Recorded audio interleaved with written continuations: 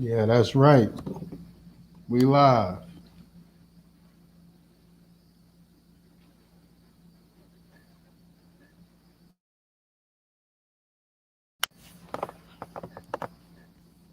All right. Just waiting on Coach ITM. Excuse me.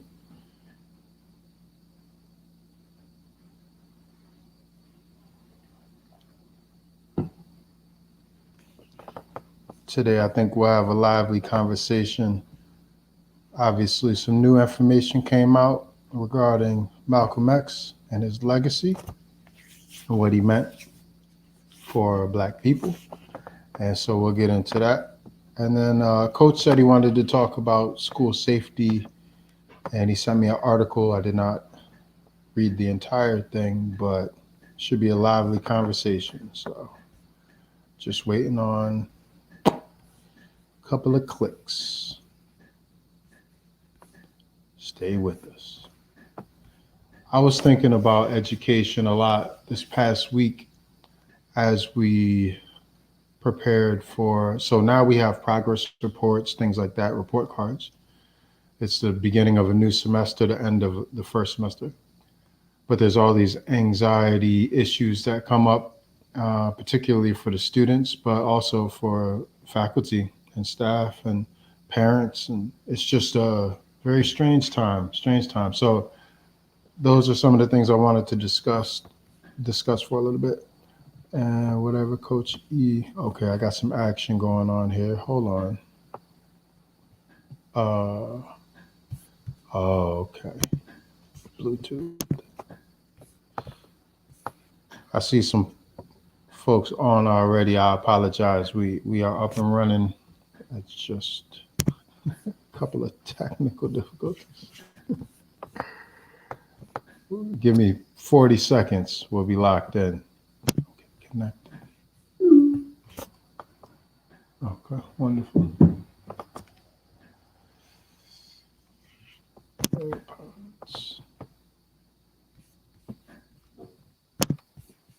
All right.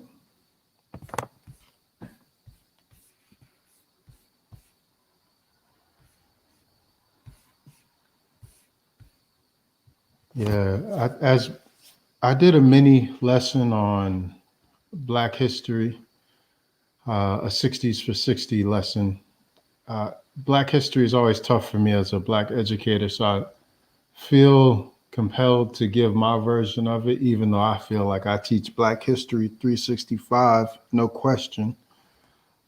There's still this momentum that needs to be carried with Black History Month and the roots of it, Black History Week, and just creating a space for the students to actually celebrate Black culture. I don't think we do the best. Black history is so underdeveloped at this point. It's kind of tragic. What we do is we give this kind of weird homogenous slice of Black history that inevitably just fast forwards to the transatlantic slave trade, which is bizarre because a lot of our most fruitful moments happened before that. And not to discredit anything after that, but it just seems like such a strange place to start for history.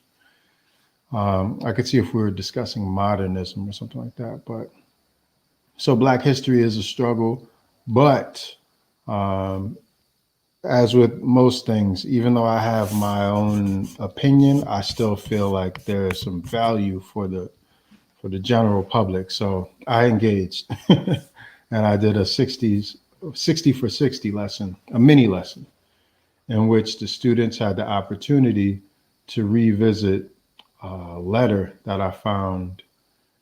And so what I do in terms of English is I try to teach uh, multi-dimensional lessons.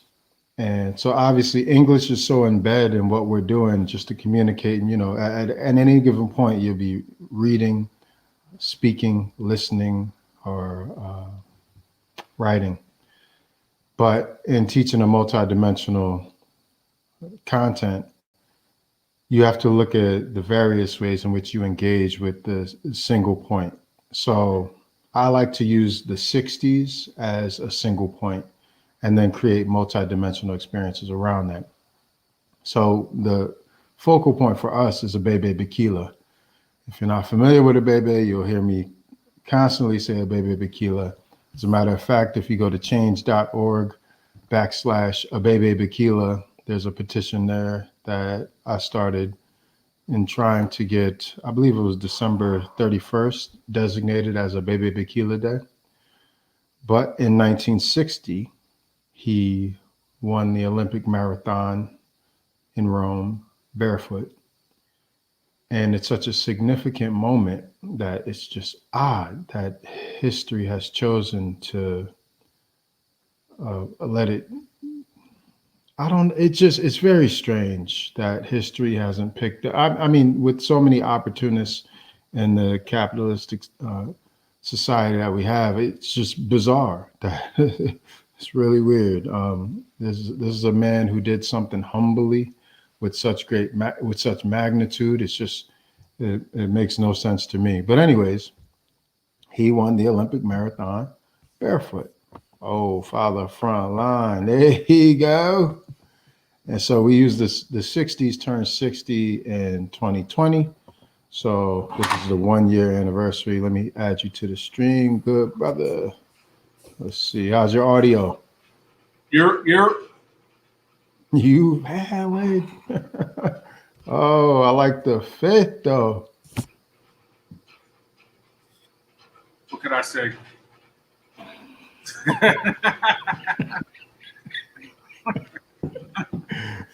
That says it all, man. I'm just working on the one-liners, you know what I'm saying? Like we had the lingo king, but I'm working on the professional lingo king. So that's one of my go-tos, even though it's saying, what could I say?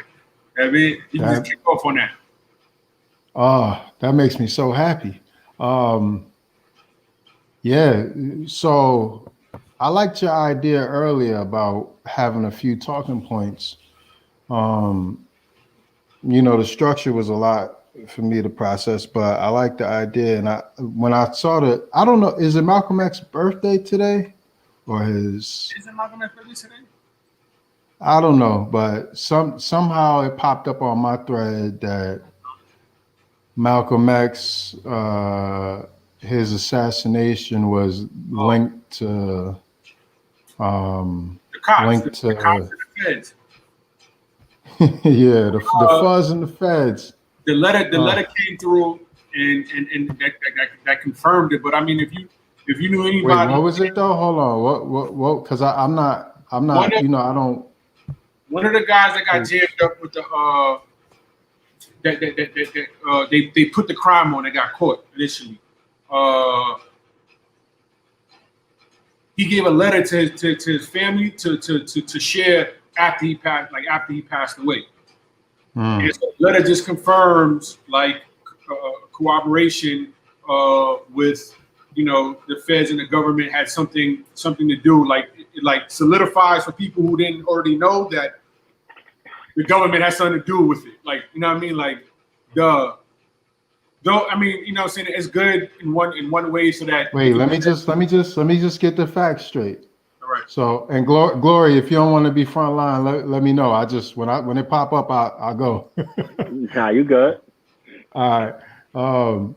So the person who was charged with assassinating Malcolm X, he put a letter away for his family in the event of my demise, whoop-de-woo, and that said it laid out what was happening, who was tied to what. Yes. Okay. But this joint right here, it pretty the Malcolm X autobiography written by Manning Marable. It pretty much that was documented in a lot of the stuff already. Whereas the person who they originally said who it wasn't that, but they made him fall on the sword for the for the cause. But it was orchestrated and curated just like Fred Hampton. Did you hear there's audio of I don't know I think it was the FBI meeting with Malcolm X and trying to get him to play their way, basically to use him as a But I don't know if you've ever listened to that audio, but that is powerful. They really like they do everything. They try to bully you. They try to finesse you. The whole time he's like, "Yo, who do you think I am?" Like, you obviously don't know me if you over here talking about like you trying to 6ix9ine me. That's not gonna work. He's like, do your research. But they're like, yo, we could do it the easy way. We could go, you got a lot to. They went in. I can't believe but anyways, the audio is so powerful. But I brought that up to because I wanted to take a little dive into what it means at this point. Because everybody's waving the flag, like, yo, congratulate, yo, I'm so honored to be the first Black such and such. Like, I got we celebrate diversity over here. We love y'all over on this side. Like, we've been loving y'all. But it's like, we've seen tokenism before. This ain't new. I don't want to get too radical too early, but I'm just saying, like, is this not a repeat? Like, didn't we deal with tokenism already? Like, haven't we already learned that lesson? And for those who not like, what is tokenism, Dirk? So my idea of tokenism is, in order to alleviate the masses, pardon me, my bad, I gotta send this text out because that was rude. I like panicked and I just banged on the person. Tokenism is like, we dealt with tokenism a lot coming up because we paid a certain price for our authenticity, for being Black. How we're not just Black as in we're American, and then a side thing is that we're Black. It's like, no, we're Black, and you stole our ancestors and brought them here that's how we're in America, right? But in the 60s, in the 90s, when Black people decide to have like their own identity, when Black people decide to stand up for themselves, what happens is I'm not saying that everybody's guilty of this. I'm just saying the larger institutions that have they're already entrenched in racism. Like some of them are founded in racism. So that tokenism is when they take a few of us in lieu of supporting the actual masses of us. So they'll take one token Black person and put them in the head of diversity. Whereas it's like, oh, so by doing that, you kill the argument. By doing that, you kill the power of the people, because then the people are like, well, we got one over there, so we good. What's our new target? And it's like, no. Not only that, you let them hijack the culture. So now that one person is like carrying the weight of Black people in this institution, covering the bottom line so that they can fill their quota. I mean, I could talk for years on that, but just to give you an example, and I could pull it up, but I'm not going to. Do your research. In 1959, I saw this letter. I forgot who put it up, but I saw it on IG. I think Aziza posted it. It's from Emory University. It's on official letterhead from Emory University, 1959, and it's like, Dear Dr. Hood, or Dear Mr. Hood at the time. He was applying for the School of Medicine.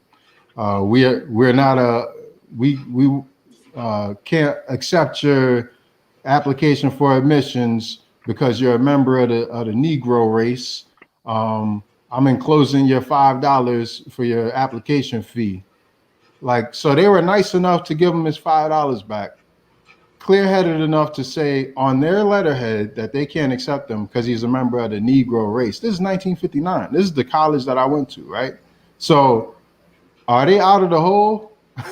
Like, did they do enough? Like, can we measure the damage of that? Not just because, think about it. If you send something out on your school, your institution, your organization's letterhead, is that you just being like low-key racist? Low-key, I mean, at that time it wasn't being racist, right? It was just you being It was done being normal. That was a status quo. That was normal. That was a norm. So I mean, has that debt been paid? But that was but Emory. But that was the forefathers. The people at Emory now, they have no responsibility to pay that debt, do they? I mean, that's the question I'm asking. You know what I'm saying? That was them though. That was back. That was them. That was before I got here. Yeah. So this is a part. So I taught this lesson to my students, a mini lesson, right? So that was 1959. Abebe Bikila won the Olympic marathon barefoot a few months after that, right? A few months after that, 1960. But I said to my students, how many of y'all, so 60 years ago, how many of y'all know somebody who's 60 or older? Everybody raised their hand. Like, so this was in their lifetime. So, oh, my internet laggy. Could you hear me though? Yeah, I hear you. Okay. Yeah, so if you know somebody who's 60 or over, it's in their lifetime. Mm-hmm. So who wasn't? Emory was. Emory was around. You saying the people that's working there wasn't there? I bet you some of the people was. No, I agree. I was just asking what I think probably what somebody else would ask without the proper context to understand how systems work. I got no such thing. There's no such thing as a broken system. Every system is doing what it was originally designed to do, right? So education is just that. It's not broken. Like, education system is not broken. The things that are happening and have been happening, they were designed to do that in a very effective and efficient way, and it's still operating at a high level, which is why Emory doesn't necessarily have to address that until it becomes a public knowledge. Okay. And when they do, they'll do so in probably a tokenism manner and highlight all of the diversity and things they've done up until this point, rather than addressing the issue. Because the issue in itself is that the system is operating how it's not broke, right? That letterhead, instead of that letterhead now, it's done that kid doesn't get to that school because of a record, or because of, or because of grades or attendance. You know what I'm saying? So they don't got to put it on the letterhead anymore, because it's like, yo, listen, you don't meet the criteria. You're not academically fit to be here. So yeah, I agree. Yeah. But Malcolm X. It's ill how, not to jump on Malcolm X, but I watched Judas and the Messiah. In the Black Messiah, the Fred Hampton story. Another story that most people are just being introduced to now in regards to how the Black Panthers were targeted and treated like a terrorist group. See, that's what I'm talking about. That's what I'm talking about. That's what gets me tight though, right? How if you're Black and you're just now hearing about Fred Hampton, like, what planet are you on? They've been watching BET. They've been consuming what they've been like.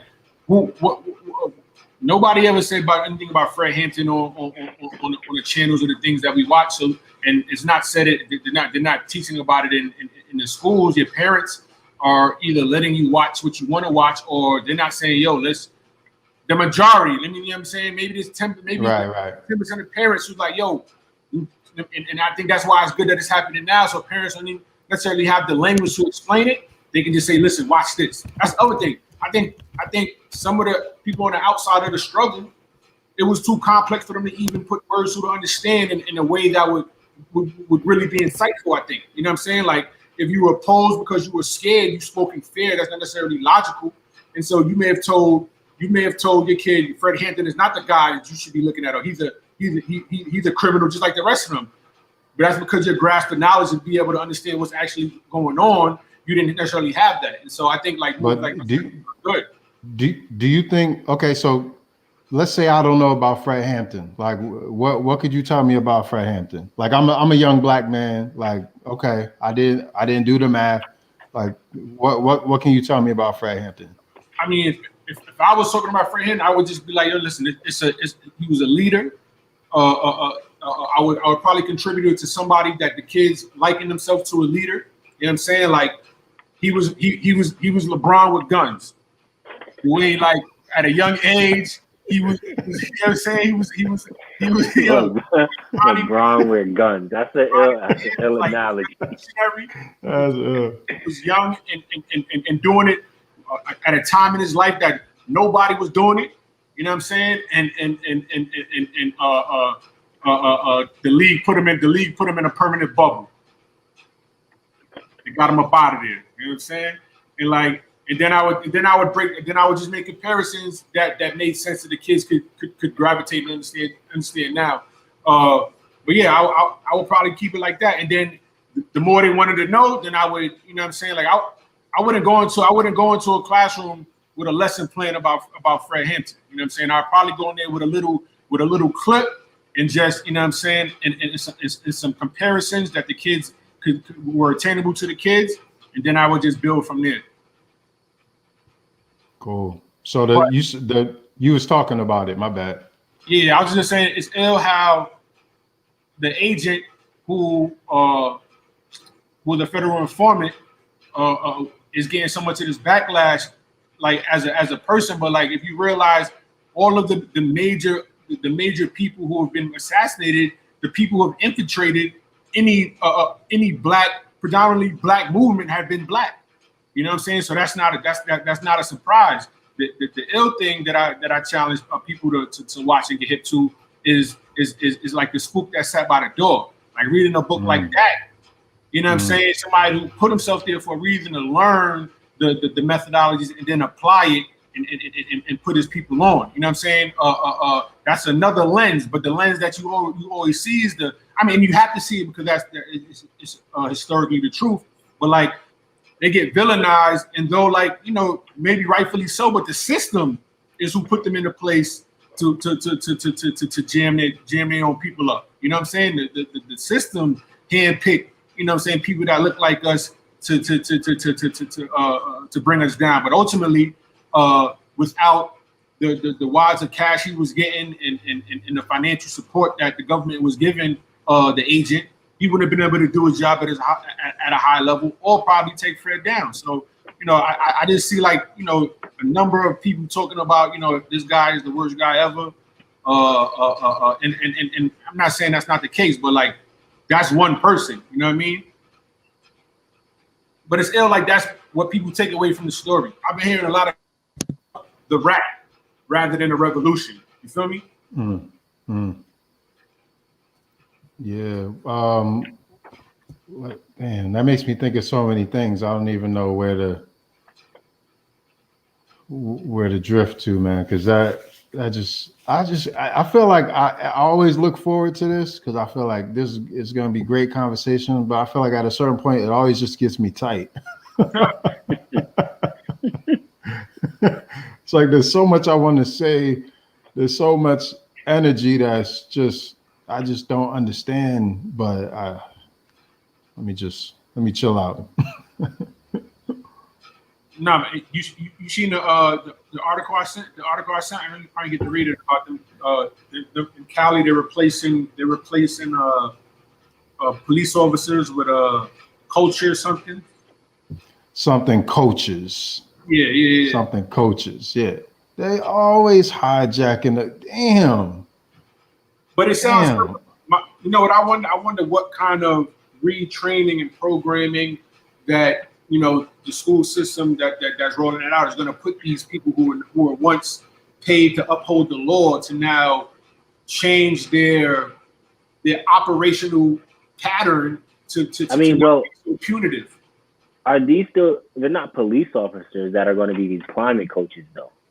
Are they still going to be technically law enforcement? Or are they going to be like a normal citizen, essentially? I think the people who are now out of a job are going to have the first say to like if that was your main, like there are officers in certain places who just work schools, and so I'm pretty sure they're gonna. I would be surprised if they didn't open those positions up for cops to now come in and still work there. Yeah, but if you're a police officer in a school, you're still a police officer. So if they shut down a school, they're not going to eliminate your job. And so I guess my point is that they're still police officers, so they already had this bias towards these kids they're now just not going to be in the building. They're going to be outside the building, around the corner from the school. So as much as it solves the problem of not having them in the building, the police officers are still there. Like they're just outside. So now you have to, how do you deal with the police officers being outside? And the police officers might have acted a certain way inside the school because they knew they could only go to a certain limit inside the school, as opposed to now, like, well, I'm not on the school campus. I can do whatever I want because I don't have to, quote unquote, follow the rules of what the Department of Ed tells me to do. So I feel like as much as you remove them, there still has to, like, all of those police officers that are now getting taken out of that job in the school, they still need to go get training the same way that you're going to put those new climate coaches in, because now they have a certain bias. And now they're going to see the kid that they were having trouble with in the school when they walking down the street. And I'm just on the beat. I'm a beat cop now, and I might have an issue because I'm still thinking that same way of how I was in the school. So I think you still have to give those people training. It would be good to have those police officers go back into the school with training, but then it's like you're going to change their entire bias. They've been in that role for however long. I feel like that's just tough. But I mean, I hear, like I said, when you sent the article to me, my response was just interesting. I was like, I have to see how it actually works. But it's also like, well, who's going to be running these trainings? Exactly. I mean, to me, that's who's going to be teaching these new climate coaches on the climate of what it's like to be a kid in LA. And not just who's running it, not just who's running it, who's helping you hire the people you feel like, and that's the onboarding process. You don't bring whoever you're bringing in after you've already, started hiring people, because that's part of the problem. They're bad apples with good hearts all the time that, I may say, you know what, that's a great person, but I don't know if that's a great fit for what we're doing right now. And it's like a business decision like anything else. So I want to make sure that my first crop of what you call it coaches are the best crop, because this initial group is what everybody else is going to follow. And so I try to mitigate all things possible, because you're still dealing with human beings, you're dealing with kids, but I want to get the right group of 6. You know what I mean? And more so, I would start small. You know what I'm saying? Like maybe at one of the smaller schools, rather than rolling, because it seems like they're rolling it out everywhere, which I think is also problematic, because you're going to run into issues just because you're doing it so vastly across the board. It's going to be a lot of errors and missed marks, because you don't have time to get stuck in the details, because you got a initiative that is now being spotlighted in a big way. And I also think, I know we've talked about it often, is just like, are you going to these kids in these schools and talking to these kids about the actual issues that they feel about that need to get addressed? Or are you just assuming that these are the issues that need to be addressed by these climate coaches? And there's still, like I said, there's still a disconnect. Like I said, that you might think as a educator, as the administration, that this is the issue, but it really might not be the actual issue. And so you're going in there, you're teaching all these new climate coaches on something, and you're preparing these climate coaches for something, and then they get in, and that's not what it is, because these kids like, oh, that's not what the issue is. And not to say that the kids know obviously everything, but I think if you're putting somebody in the place in order to, like, quote unquote, help these kids, you have to at least give them some sort of voice. So because they're the ones that have to deal with it. Say it again. Students should be involved in the hiring, right? Like part of the role has been selecting some students to be a part of the hiring committee, and disregard like creating actionable, tangible items for something like this to be effective. Yeah, so that way you're getting the buy-in from the students. So like if you want this to work, you got to give buy-in to the students to some degree, because they're the ones that are going to have to deal with these new climate coaches. So I'm not necessarily, I don't know if it means putting them on the actual like hiring board, but their voice needs to be heard. And you can't just say, well, we hear you, and then go do something else, because they're going to, as soon as that new person comes into school after a week or two, they're going to be like, well, we told the administration A, B, and C. This person don't got A, B, or C. I know you didn't listen to me. So now it's going to be like, well, you basically could have just kept the cop in here, because the cop didn't have A, B, or C either. And now we have the same exact thing. You just don't change. You took the cop out the school, put somebody else as the same person. You just don't switch the title. You switched it from school safety or police officer to climate coach. Like it's the same exact person. Because everything that the issues that I had with the police officer, I have these same issues now with the climate coach because everything I told you, you didn't listen to. So Yeah, I think that's they I think also that's need to they also need to reverse engineer what their idea of success with this program is going to look like. Like what do you, because you know, God, this is we well past the point of all right, let's just try something new. It's like it's 2021. You gotta if you don't know what success looks like in this population at this point, what have we been doing? You know, like we are not at the point where it's like, all right, let's just try something new. It's like it's 2021. You should know what success looks like in this community, in this neighborhood, with this demographic. If success is making them, you know, I think about like what you were saying, Gloria, is so true to me. Like you have to understand that each community is unique. Like if you just if you just go up into any hood and think, all right, well, these are some hood problems, you just not understanding. Like it's completely different. Each community is unique. You need to have people around who know the dynamics of the community, and you also need to have experts come in to know how to grow things organically. And you also need to have those people know what organic success looks like. So you need to create like I mean, if you're really going to try to fix some things, you really need a super team. You really need people who know how to you need some long range snipers. You need some people who are good in the trenches. You need generals. You need that whole team to you know, put together a strategy to reverse engineer success. I think it's something that we'll end up executing in a few communities. Which ones I'm not sure, man, because you know, being stuck on the vineyard, I can't even. All I see is weirdness. You seen that high school kids will be able to start to make money off high school players will start to be able to monetize their brand. You know what I'm saying? Like, I think it went through like last week. Just what do you mean? Now. Like they can start getting paid. Yeah, but like how? I feel like you gotta go ahead, Glory. So I mean, just think of it like in college, right? If I'm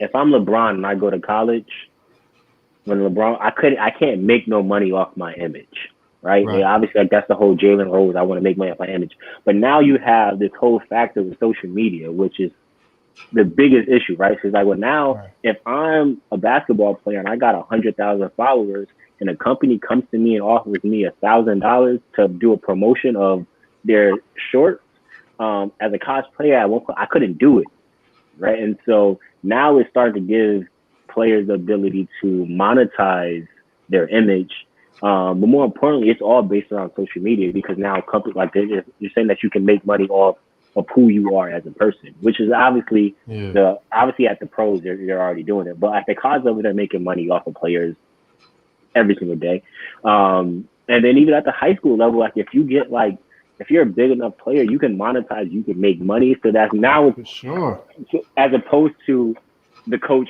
gave somebody a bag of money. Now it's like, well, all right, well, go wear these pair of shorts from this company, and they're gonna give you X amount of dollars to wear these shorts, and they're gonna give you some shorts. So I've been pro pay college athletes since day one because, like I said, end of the day, college is a business. So everybody's making money except the players. And I've had the debates about where they're getting the education for free and all that. But I mean, just go look at the numbers. Go look at who won the college football this year. Was it Alabama? Is it Alabama that won this year? Alabama. Go look how much these kids are worth. Like when teams win in college at a high level, the next year their admissions go up every single year, without a doubt. So it's like they pay back all the money that they make. You guys are spending on them.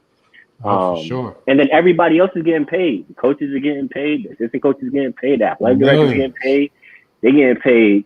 The athletic trainers are getting paid. And then all these people can go out and go get sneaker contracts with this person. They can go do radio shows with this person. So they're making all this money. And then the college athletes is they get in they 3 square meals at the cafeteria and they get in their Pell Grant money. Okay. And that's what you're getting. And it's like, but if you're resourceful enough, then you can kind of figure out how to maneuver again. You get cool with the cafeteria lady, and she hits you off with extra food at the end of the day. But it's like you get that a la carte. Right. A lot of these students at college, like high level, mid level, low level, they go to bed hungry.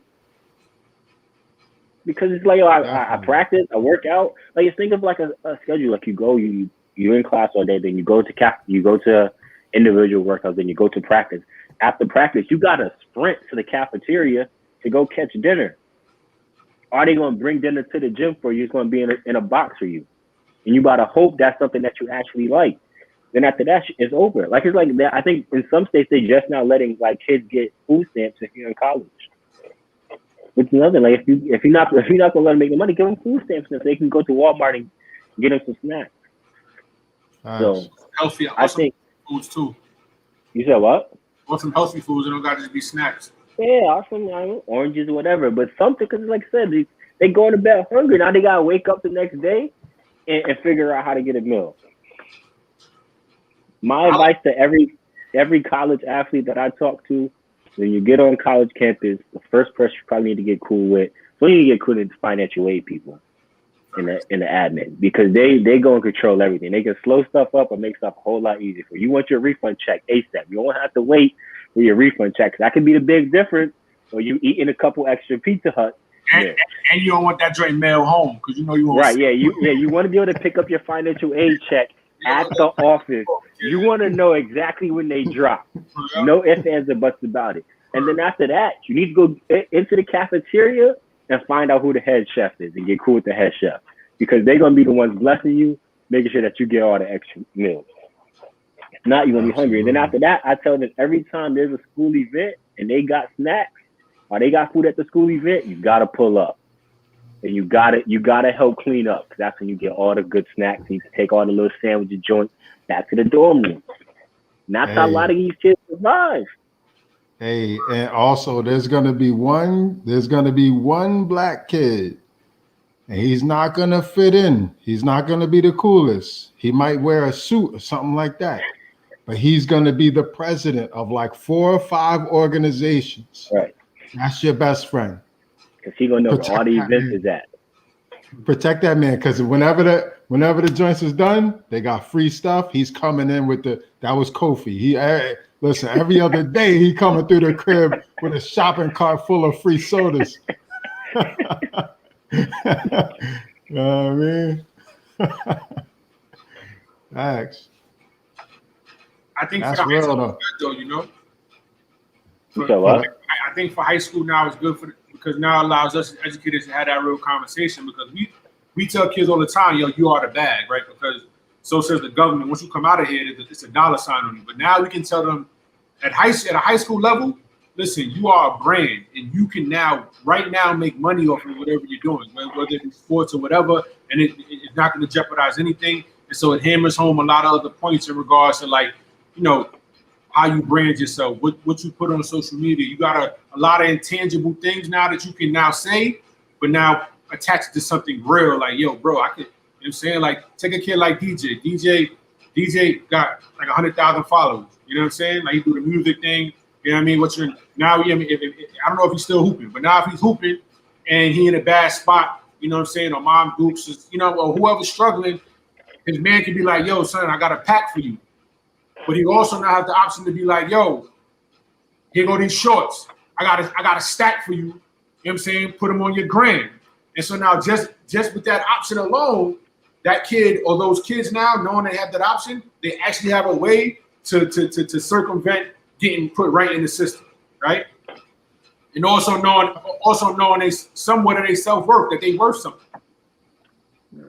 I got a question because I'm trying to figure out, the players and the people that I can anticipate who benefit from monetizing the athleticism or whatever popularity. This is a very small percentage of folks, right? But is it not kind of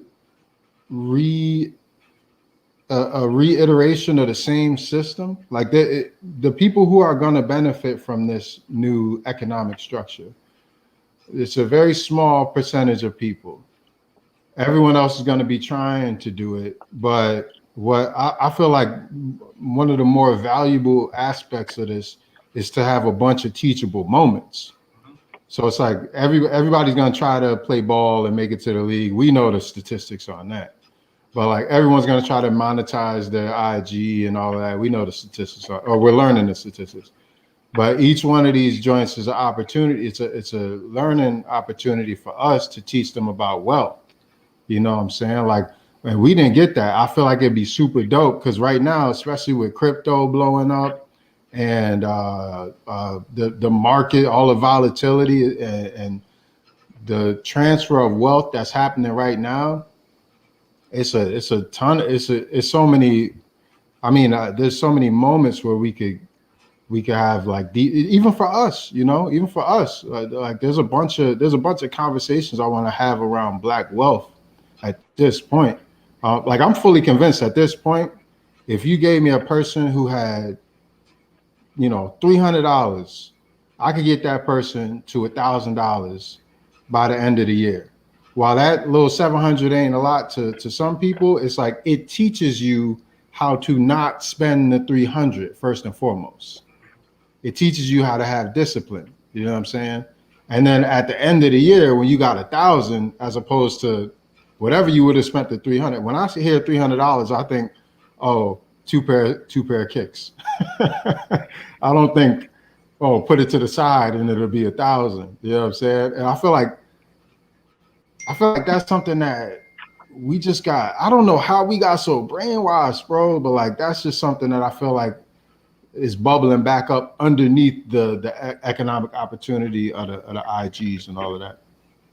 I think too, but I also think like if what we're talking about is IG and social media, and we also talking about teachable moments, it lends itself to another teachable moment. If I got 100,000 followers, and now I know I can monetize that. Even before that, if followers is currency, let's just say that, and I got 100,000 followers, and my man's don't got no followers, and I've never tried to gain more followers, it's still the same kind of thinking. It's like, yo, if this is important and I'm up and I can get you up, but I don't, you know what I'm saying? I don't even realize that, yo, if I'm at 100,000 and you 100,000, you know what I'm saying? Like that's currency that we both can navigate in regards to IG, then that's going to lend itself to that those 2 or 3 or 5 or 10 guys who are going to be able to monetize their self at high school, because you're talking about the top 10%. And so if they're not even able to look at it like that, when they are able to monetize their self, are they putting their people in position, right? Because now you're a business. But does it work that way?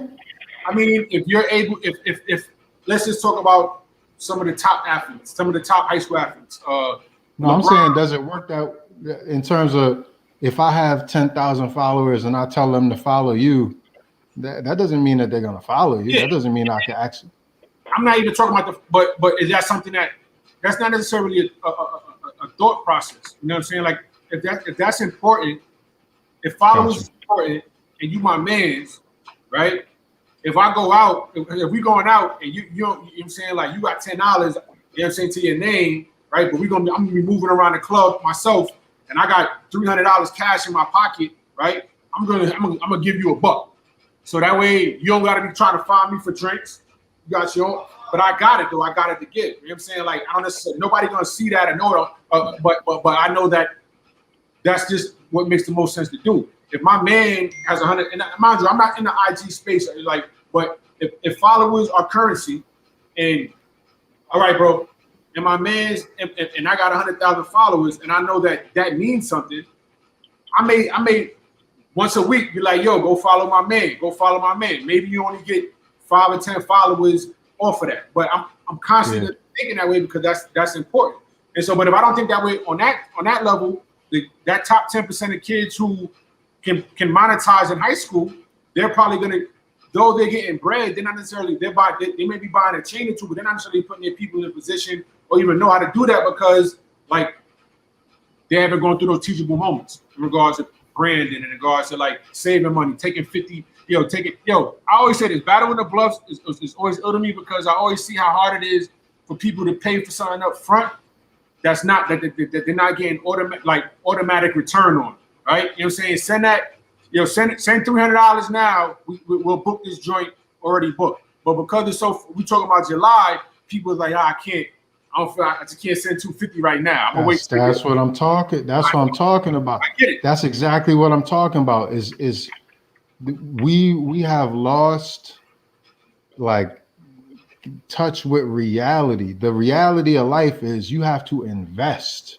Like we've become such consumers that, and it's like, don't get, a lot of people get it twisted. They think like saving is investing. Saving is not investing. Like saving is the slow way of investing. And by the time you account for inflation, you might not even be investing. But like investing is delaying gratification, but putting your energy into something that you believe in that will grow. You know what I'm saying? So like where people struggling to give 300 for Battle in the Bluffs is like they're still caught up in the hype of Battle in the Bluffs. They're not seeing like, oh, my kid is making connections with peers and mentors that are going to last them a lifetime, which is to me, that's the like realest value of Battle in the Bluffs. Like you're getting connected to this network of very real people who you are going to be connected to for a lifetime. You don't even know it. Like you get like the universe is just blessing. Like you, I don't know. It's pretty impressive to me. If I had to put a dollar amount on what a kid gets from Battle in the Bluffs versus what the parent pays. But anyways, it's hard for them to see it as an investment because they don't know the upfront like value of it. If you buy it, let me give you an example. If Tesla had a sale and it was like, yo, black people, we know y'all been through hell and high water in America and everybody's doing tokenism and all of that, but we actually get it. So what we're going to do is for black people of America who are descendants of the transatlantic slave trade, we're going to offer you Tesla. You can get a Tesla for $1,000. Like you can get one Tesla for $1,000. All of a sudden, everybody would start thinking about that investment. Like everyone would be like, yo, that's a great investment. Because you could see because it's not like it's not the most fly thing. It's pretty fly, but you could see like somewhere in the back of your mind, you're like, oh, it's electric. Like it's electric. Like you're gonna start to think, oh, that's a dope investment, and it's to come up.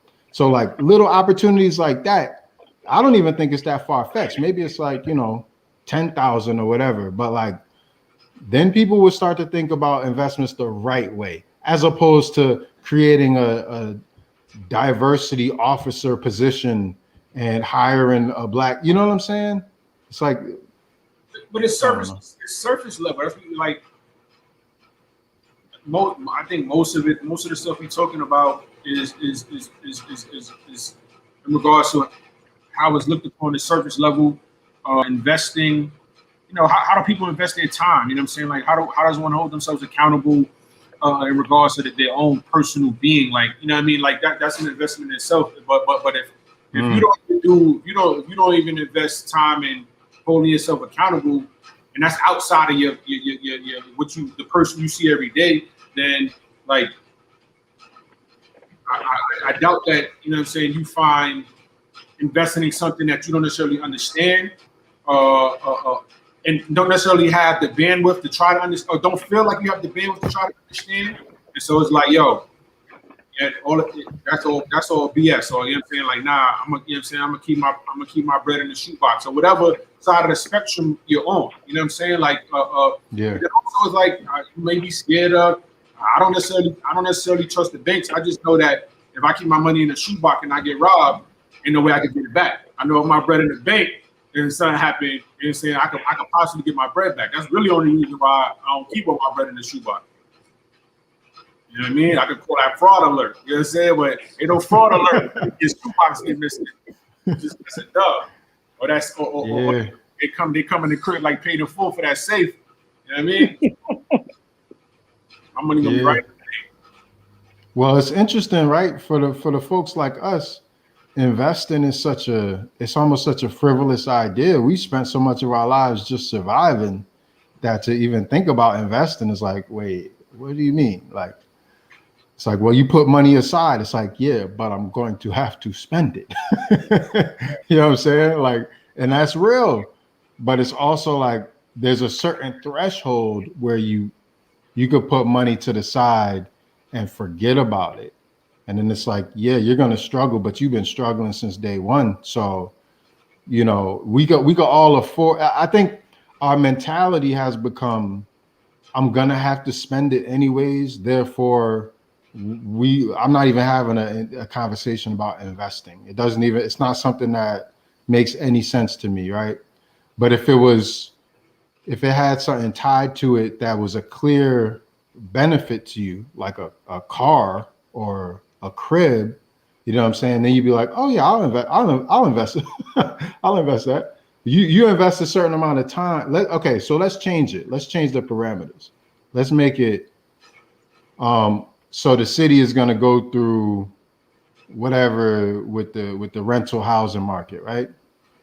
So it's going to be a lot of, although Brooklyn and Manhattan just had the most new leases signed and last month, the most new leases signed. So it's going to be a bunch of people thought the hipsters all left. It's much more hipsters coming. It's a new flock of them coming. They're coming in strong. And it's commercial. A lot of that is for commercial real estate that's going up. You know what I'm saying? They're jerking the numbers too. So I mean, a lot of that is new buildings going up as well.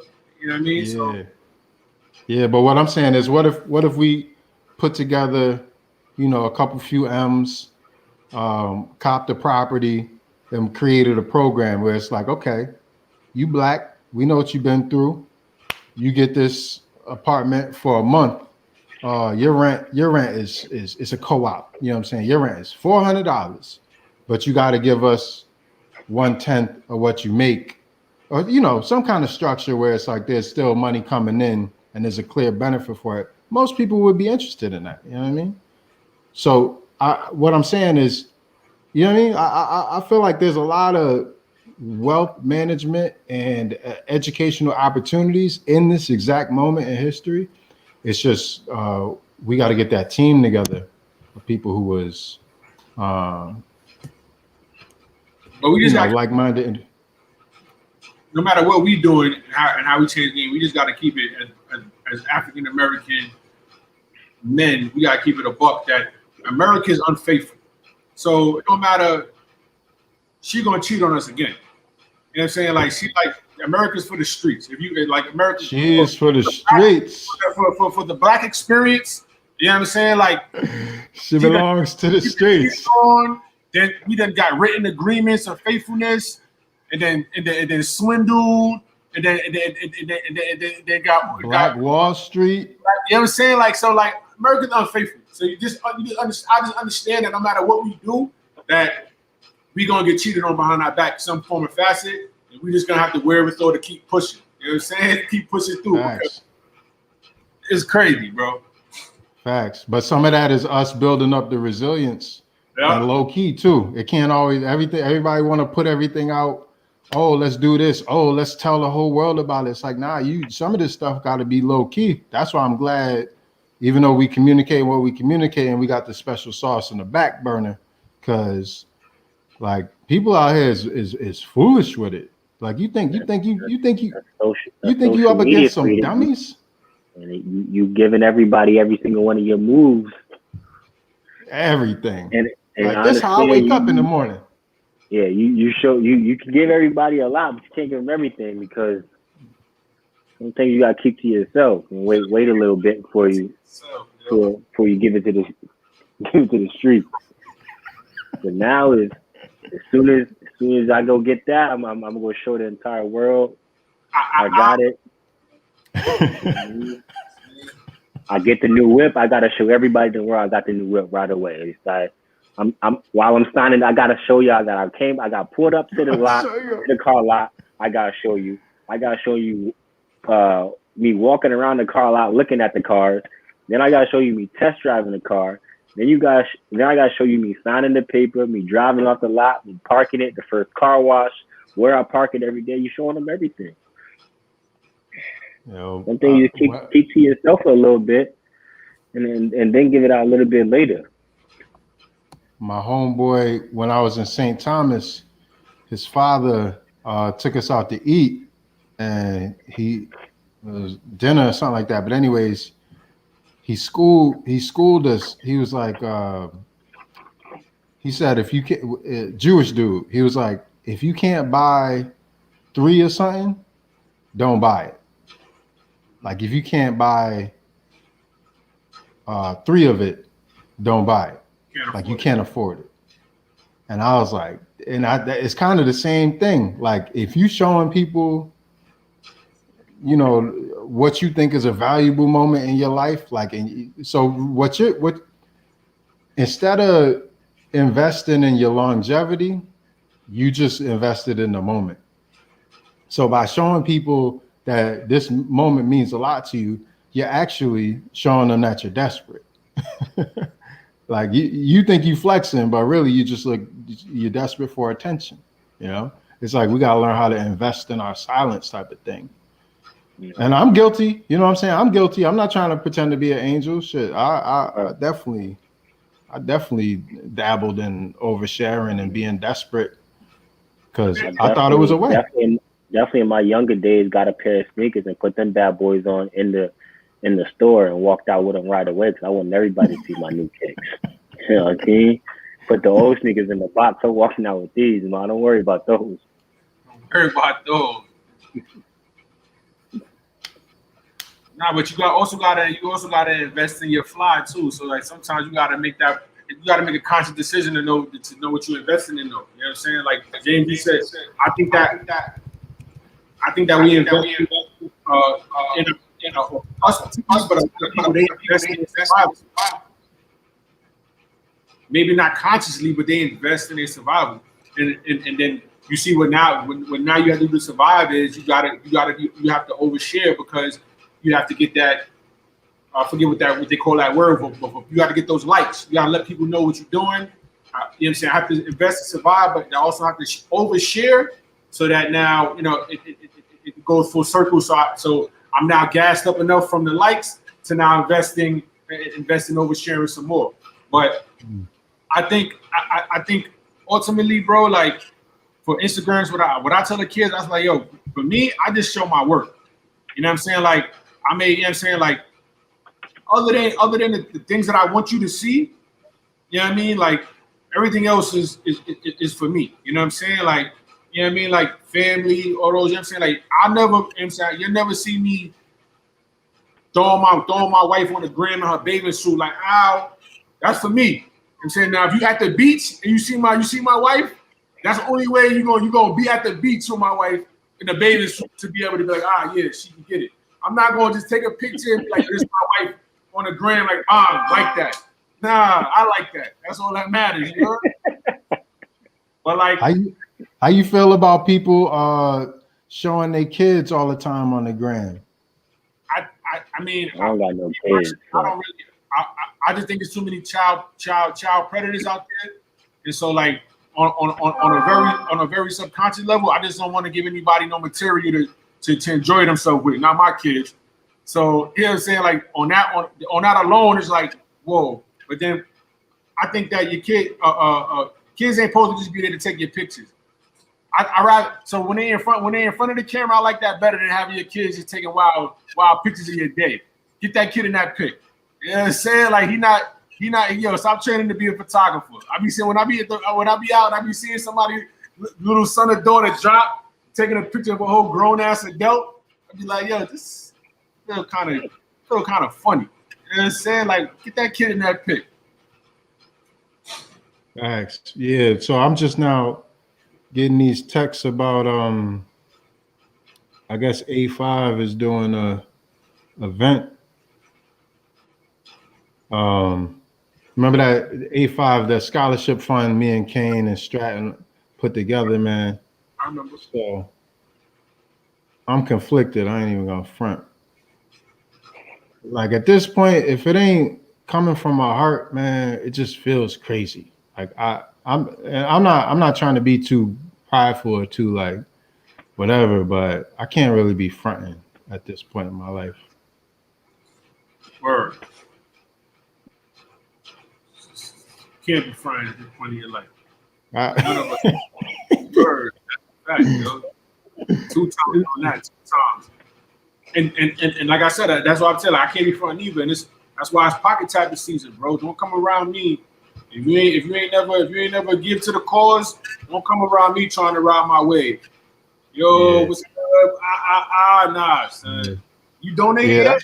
Nah, can't. That's how I'm giving it up, yo. Yeah. Yo, don't let me. If I pull up on you, you got what's the joint you get the lobster rolls and a pizza from? If you got the offshore L, you got a lobster roll and a piece of pie. No, I'm tapping that pocket right there. I'm coming to donate now. You know what I'm saying? Don't if you want to talk to me and you're not going to donate, don't eat on circuit. Don't eat outside. Get your food to the crib. Go, because if I pull up, I'm pulling you heavy.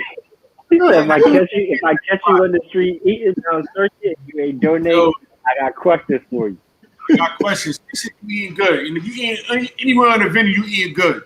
So that's a $15. You know what I'm saying? I'm tapping pockets, bro. You might take your lobster roll and your Clico and go back to the house. Don't be on the beach flirting with it. I tap pockets on the beach too. Yes. We gonna have the little swiper, the drink you go right in the phone. You know what I'm saying? And they got the little tap drink, so they bring that card out, tap that cash. Tap that cash, sir. Yeah, I mean it's 2021. It's 2021. Like y'all gotta stop. Like it's just pick a side and ride. Like stop posturing. Just pick a side and ride. Like it's 2021. You gotta, you know what I mean? Like so I say all of this. I'm in full support of the pocket tap season. What they said, we the third reconstruction. That's what they call it. They call it like this era right now. It's like the third reconstruction.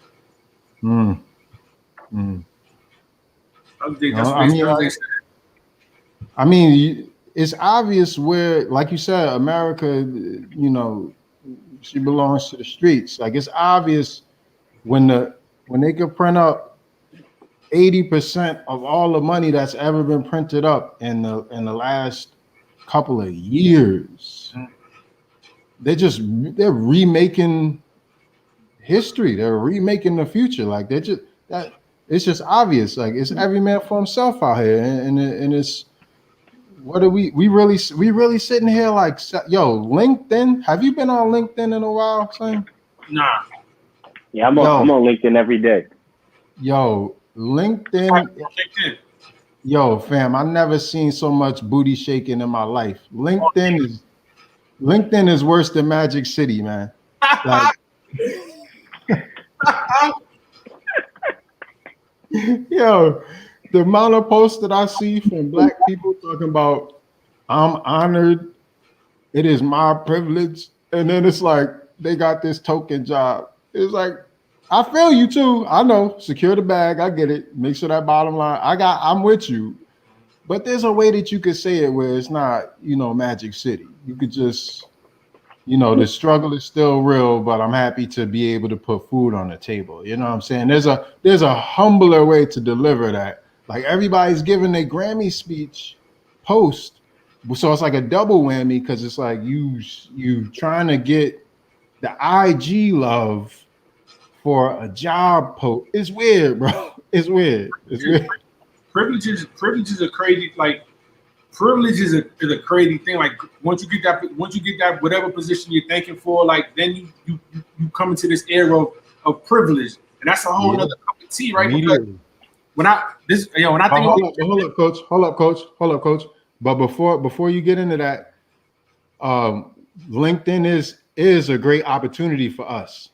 For Connective. Once we figure out how to cut content and put it on LinkedIn, like Glory, I'm sure you know what I'm talking about. That's where you get the bang for your buck. LinkedIn, right. Way more. But anyways, go ahead, coach. I was just saying, like, when I think about privilege, I always think about in regards to like just like white privilege, which is privilege, right? But then like Caitlyn Jenner, a white man, got to become a woman, right? Be celebrated and then win Woman of the Year.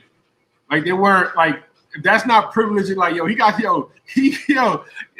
but like, only like if you're privileged, that's possible to you. There's no way somebody could tell you if you're not privileged that listen, bro, you can not only become a girl, you can win Woman of the Year.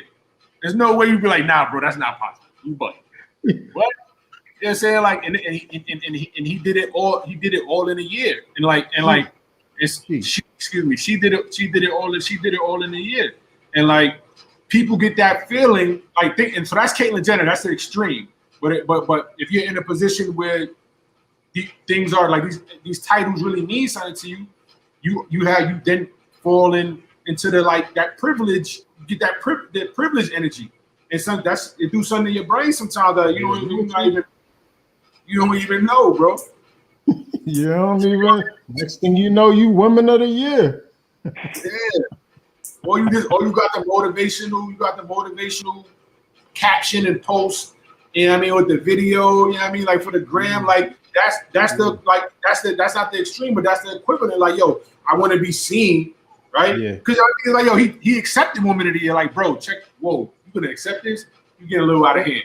But you know what's happening to me? You get a little out of hand, bro. You need to turn that down. But he's like, yo, you know how in reality, like the people who are popular or the people who had a kind of the clout, in reality, it comes down to a very simple thing. It's your energy, the people who are around you. You know, energy attracts like energy. In like when you're in face to face in real time, it's very simple. You know what I mean? Oh, we lost Glory. But with the social media and with the internet, it blurs the line. So now everyone is communicating as if everyone is a cool kid. And that's dangerous. That's dangerous. That's like everyone giving knowledge as if everyone did the math. That's dangerous. And that's what's happening. Every time you scroll through all of those whatever pictures or tweets or whatever, that's like picking up everybody's book. Like, oh, here go this, but here go this. You picked up 400 books. Then you co-opted all of those narratives. And like, that's my point. Like, I think about my mother being a black woman. I think about all the black women who, you know what I'm saying, who've gone through, you know what I'm saying, X said it best. Like, America is the hardest on black women. And so when I see a white man of privilege be able to, you know what I'm saying, live his life or whatever, but then get rewarded for it, like they're not hundreds of thousands of black women who are even famous that could have been. And so like that's like the extreme to me of privilege. And so it's like it's a hell of a drug. Yeah. See, now I understand. I got it, but now I fully understand what you mean. Yeah. That's nasty. That's a nasty note. Yeah. And so now you got some like, and I think like that's what it is. You know what I'm saying? Like, people get tight when people don't. You know, IG. Your friends don't like a pic. You get tight. That's privilege, right? Like, yo, bro, why you ain't like my pic? I've heard kids have that conversation. Right? Like, yo, bro, like, why you ain't like why you ain't comment, whatever. Like, yo, bro, like, I can look at the pic. I don't necessarily have to like it. You know what I'm saying? But it's like that's the privilege that we're in right now, and I think IG makes it extreme so that even the kids that are minority have a sense of privilege and entitlement in a way that's not necessarily realistic, because the framework they're learning in is not even a thing. It's not, you know what I'm saying? Like, and so I think that of course everybody says social media, but I think some of the structure is what gives birth to the subculture, to where you have kids, overprivileged kids, who don't necessarily understand how to make it make sense and decode it. That's what we always talk about, like being able to decode it. Like, bro, you can't get mad because your friend don't like your thing. Like that's not, you know what I mean? Like, you posted it. Do you like it? Then that's the most important part, right? Who, if you don't get, and like we had this conversation, did you like your pick? You didn't even like your own pick, but you mad at your man for not liking the pick. You mad at your homegirl. You know what I'm saying? Like, that privilege is crazy. Yeah. If you like it, I love it. Word. Man, we did Malcolm X, Fred Hampton, school policing, Black economics. We did a whole social media. We did a whole gamut. So what we could do moving forward is, once we hit these points, we could have one of the youngins time stamp it or whatever. I got a few people that want to be interns as well. We could figure something out, but they could time stamp it and then create little video contents so that people, you know, who are lazy or don't have the time can just hear what we talked about Black economic stuff like that. Everything is everything. It's like drugs, right? Even information is like drugs, so you got to microdose it. You know what I'm saying? So get some yellow caps.